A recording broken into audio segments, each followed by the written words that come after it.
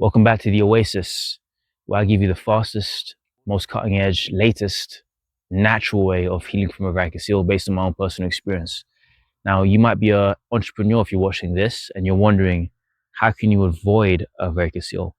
Maybe you don't have one, but you've heard of it and you want to know how to avoid it, or you already have one and you don't want to worsen it. So how do you avoid or not worsen a varicocele as an entrepreneur? I'm going to discuss that in this video. I'm offering one lucky viewer on this channel a hidden reward as part of the 12K Chris Williamson challenge. Chris is a podcaster, one of the biggest podcasts on the planet. I believe his health issue he has recently talked about is as a result of poor vascular health, which my Ironman protocol can fix. If you want to win the hidden reward, scroll down to the description section of this video and copy the link next to Chris Williamson 12K challenge. The first person to get this link to Chris Williamson wins. Or if you raise Harms's attention, because he also knows Chris Williamson. If he watches that link as a result of you messaging him, whether it's on YouTube, email, or Instagram, and he confirms as much, then the hidden reward is yours. So back to regular viewing. Number one thing is seek medical advice. If you suspect you have a varicocele, seek medical advice. This YouTube channel is not medical advice. I just give personal experience of what worked, but it's not medical advice. So number one is always seek medical advice. With that being said, I'm going to give you some principles you can use when you are trying to make sure you don't worsen a varicocele or that you can avoid getting one. So this is based on my own experience of naturally healing a varicocele. I'm not going to get to the science behind how I believe that was possible in this video. This is going to be focused on avoiding a varicocele because it can get quite complicated actually. So number one is jump into the Ironman protocol. Click the link.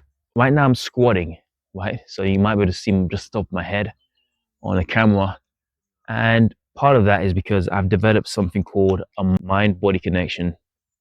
I believe that varicoceles are, based on my experience of healing one, are very, number one, they're underdiagnosed. People are having an impact on their fertility and testosterone. They just don't know it's as a result of having some degree of a varicocele that isn't yet expressing itself enough to be presented to them that they are going to go to a doctor and get it checked out, right? It's not something that they can yet feel as a bag of worms, but it's there to some degree. And that's my own take on what's going on. I think it's contributed to the epidemic of low fertility and low testosterone. Whether you're an athlete, entrepreneur, or a professional, or anyone who wants to deal with the real underlying mechanical reason why varicoceles can occur, regardless of if you've had successful varicocele surgery or if you've not had varicocele surgery. when you want to make sure your libido, your testosterone, and your fertility are brought to the highest baseline as fast as possible, all you need to do are three things that fight against the pull of technology that is making us all so sick. The first one is you need to stretch out those muscle knots and put your body into a neutral alignment. Get rid of those imbalances. Second one is to strengthen your body in a V-taper towards a swimmer's physique because they are the most resistant to varicoceles. You must do this without putting pressure on your pelvis or your varicocele. And the third one is to actively heal so that whether you're walking, working, sitting, or getting ready to sleep even, not only are you not practicing habits that are making symptoms worse, but you're toning your body in a way that is making you more robust. Those three principles are all that I teach on this channel. If you want the fastest way to do all of these things, click the link, giving your libido, your fertility, and your testosterone the highest chance of being maximized. Now back to regular viewing. And I've spoken in other videos about technology playing a factor in this. People do not understand that things like fossil fuels and the Industrial Revolution that has given us this massive transportation system, and then the age of using intelligence, the intellectual, the industrialization of using intelligence to get things done.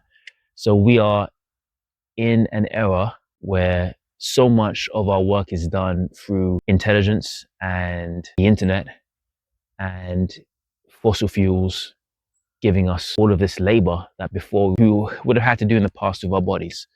So when I squat here, I am teaching my body to not be in a state of staticness. I'm always moving my body. And intellectual age, we think we can just get away with standing around all the time and sitting around and not moving properly. But the body works as a pump. The more you move your body, it helps your blood to pump. And varicose veins are when your veins are under too much undue pressure and you're not being helped because you're too sedentary.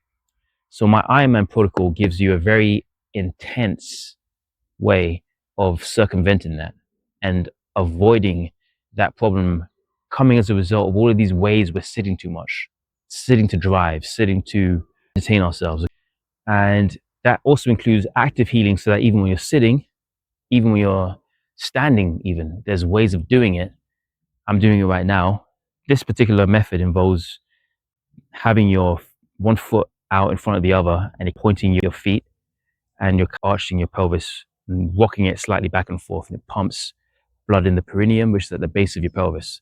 That's one thing I also give away in my Ironman protocol, but you want to get the fastest, most up-to-date, latest way that I always fine-tune and add to, then click the link and I'll give that to you in the Ironman protocol. But let's discuss some of the specificities of what's going on here, how you can avoid a varicocele, what you actually do. So point number 2 is you want to always have your body in a state of low pressure for your pelvis. We'll focus on that for now. That's enough for this point. So you want to have a low pressure in your pelvis. So that kind of goes without saying if you know anything about what a varicocele is. The varicocele is there as a result. You can just knock this a little bit. Sorry about that. There we go. The varicocele is there as a result of having too much pressure in your pelvis. And there's 2 things I've really boiled it down to. One is being static in the first place. So you're not moving around much. As I said, your body is basically a pump. Your body equals a pump or a blood pump. And number 2 is there's too much pressure, right? You can call it too much tension / high pressure. You can also call it resistance, right? And so this is leading to the veins are compressed. They're more compressed.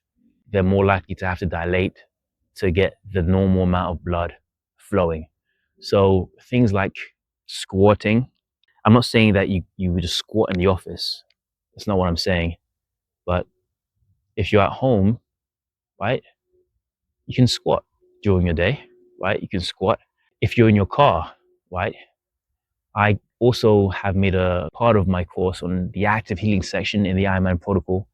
You can use a steering wheel as an anchor so when driving, you can use a steering wheel to raise hips, raise one hip, raise the other hip.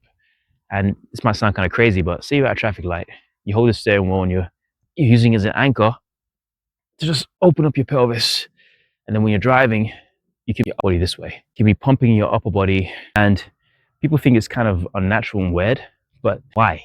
Because remember, driving is unusual. Driving is strange. Driving is unnatural. We have fossil fuels. We have all of this industry that has turned these ancient fuels into something that we're using to drive around, things that get work done as per physics, right? Rather than using our bodies to get work done. Now, it makes life easier, but there's always a trade-off. If life is too comfortable, it will lead to your body not working as it should do. And one of those problems is a varicocele.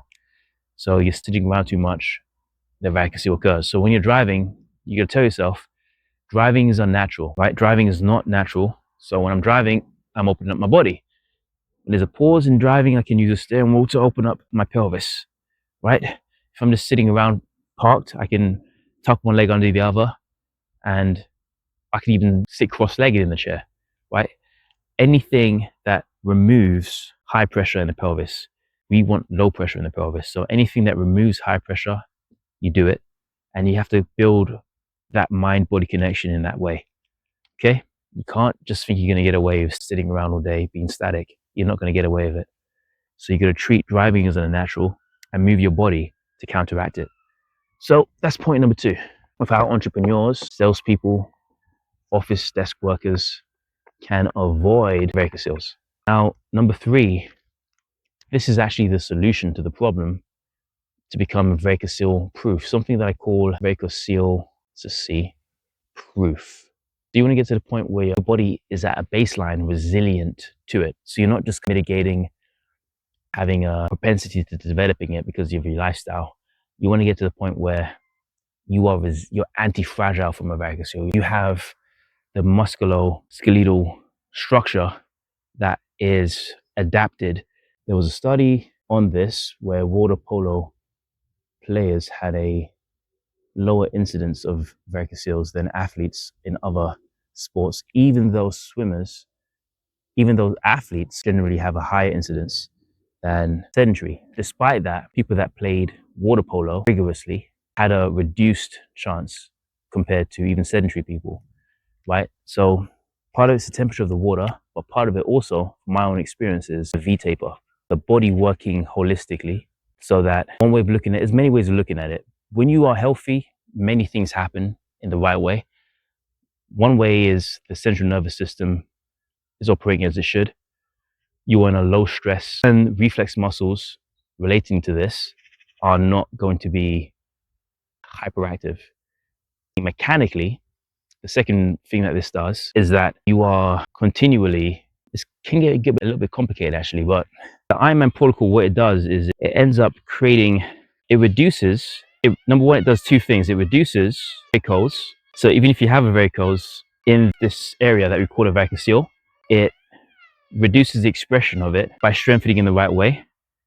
And also it increases peripheral veins that are going to replace the damaged veins. So it increases healthy veins. And the body does this naturally. Relating to the varicocele, it's going to be the basal veins, the pudendum veins, and the cremastric veins.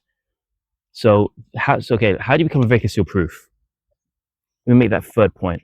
So you do it by developing a swimmer's physique, and it's very easy in terms of principles. What it is that you maintain low pressure in pelvis and you maximize pressure in the upper body.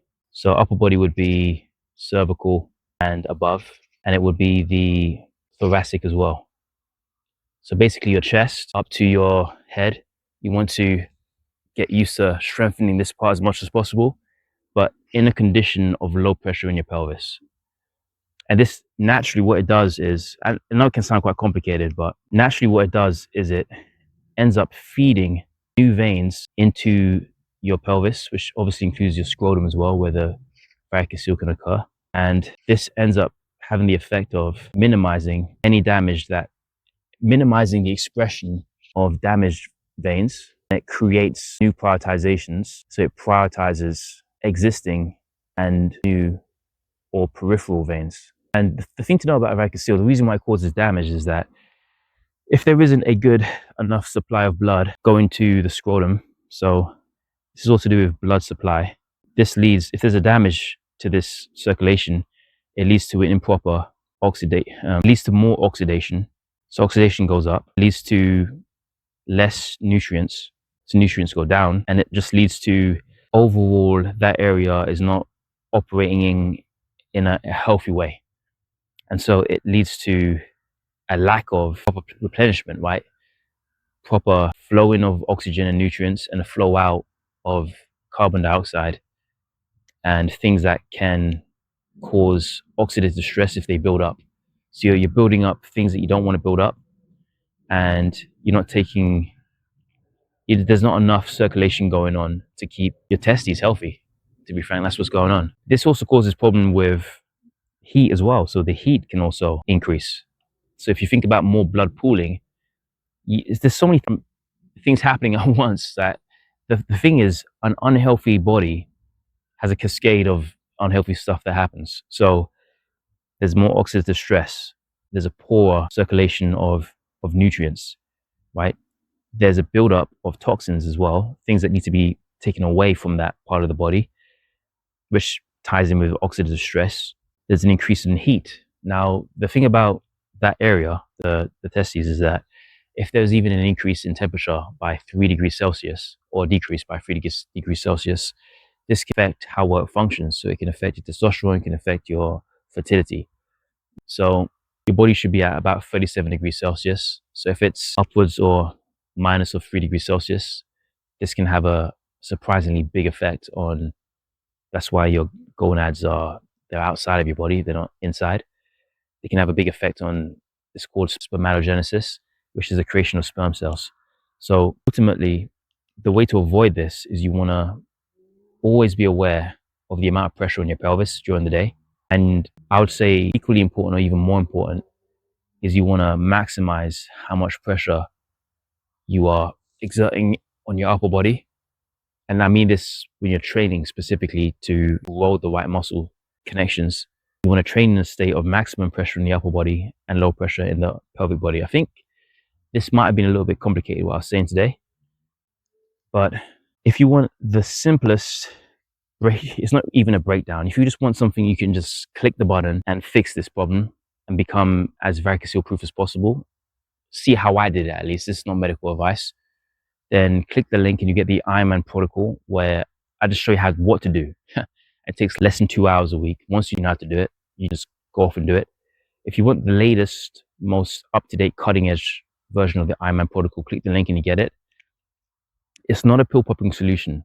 Part of the reason why I break down this stuff is that you do have to increase your mind-body connection so that you understand, oh, so it's very simple what to do, but you have to understand the principles of it too, and then actually become healthier in your body.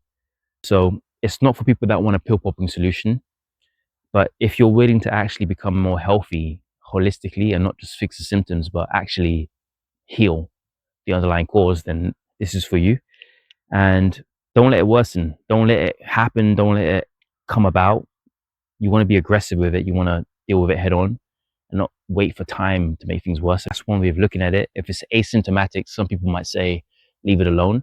But I would say that you don't want to be in a situation where you have it at all. And if you do have it, you want to, in my view, reduce it. Again, not medical advice, but my experience, that's what I will have found to be the best way to deal with this, because the worse that this is, the worse outcomes are for fertility, for testosterone, for your drive in life. So it's not a good thing to just leave unchecked. So that is it. Those are the 3 I would recommend checking out the Ironman protocol. You also want to increase your body moving towards a swimmer's physique, which is a low pressure pelvis and a high pressure upper body. And you want to also train in that way as well. The key behind it is during the day, when you're walking, when you're driving, always be aware of having good posture, not holding tightness or stress in your body, moving in a way that is going to keep your body open, right? Keeping your upper body open.